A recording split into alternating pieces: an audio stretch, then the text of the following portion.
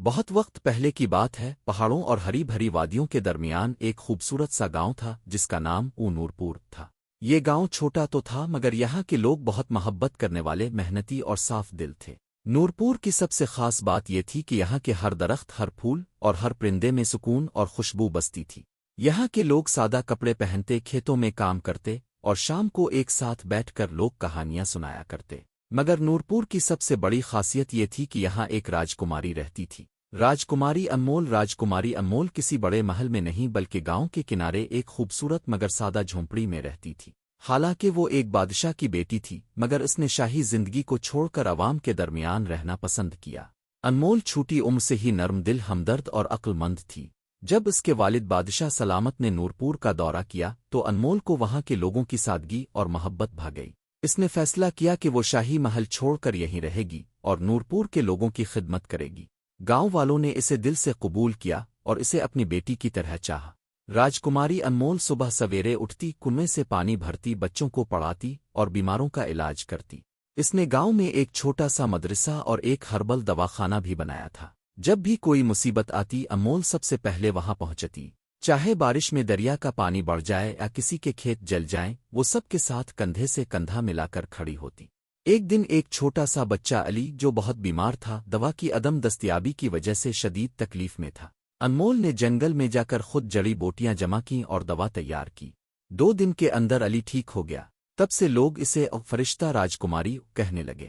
محل میں انمول کے والد بادشاہ سلامت اپنی بیٹی کی جدائی سے افسردہ تھے۔ وہ چاہتے تھے کہ انمول واپس آئے، محل میں رہے اور شاہی ذمہ داریاں سنبھالے۔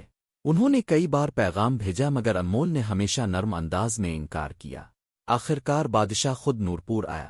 جب اس نے دیکھا کہ اس کی بیٹی خود زمین پر بیٹھ کر ایک بوڑھی عورت کے پاؤں دبا رہی ہے تو وہ حیران رہ گیا۔ انمول، تم ایک راجکماری ہو، یہ تمہیں زیب نہیں دیتا؟ بادشاہ نے غصے سے کہا۔ انمول نے مسکرا کر کہا، ابوا حضور، ایک راجکماری کا اصل فرض اپنی رعایا کی خدمت ہے، چاہے وہ محل میں ہو یا مٹی میں۔ اگلے چند دنوں میں بادشاہ نے گاؤں کے ہر گوشے کو دیکھا۔